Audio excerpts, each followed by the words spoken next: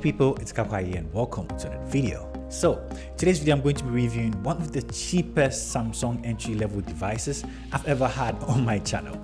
This is a Samsung Galaxy AO3 Core. I'm going to preface this by saying this is by no means for heavy users or competitive gaming or anything like that.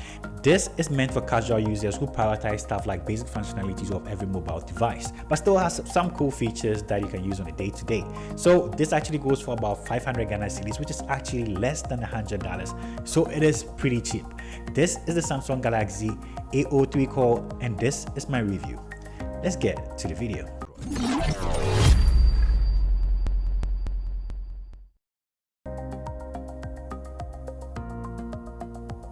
Okay, so inside the box you actually get the phone itself, then followed by a 7-watt charger, a micro USB cord for charging, and a SIM card ejector too.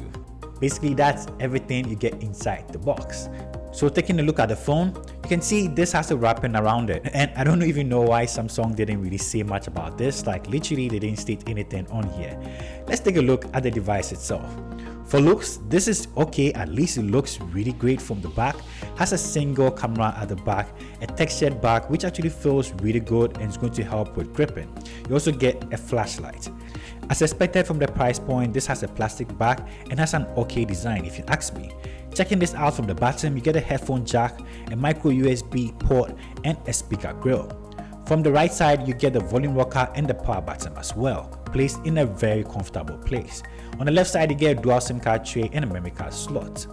So in summary, when it comes to design and build, I actually really like it, and it feels really heavy for like this price. It actually feels really solid when you hold it in your hand, and the textured back actually helps with gripping. Trust me, it feels way heavier than it looks. So design and build wise, I think they nailed this one.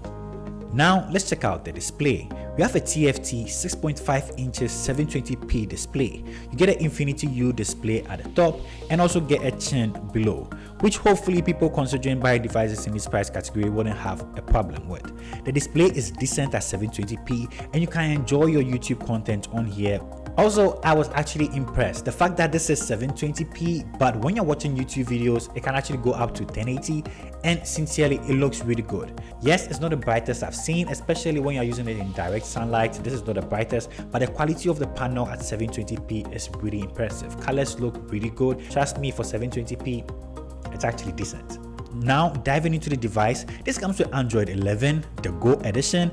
It comes with a 28nm chipset and octa-core CPU. You get 2GB of RAM and 32GB of storage. And from this, you know this isn't really for gaming or demanding tasks or anything like that, but this is just for casual users and still has some very light gaming going for it.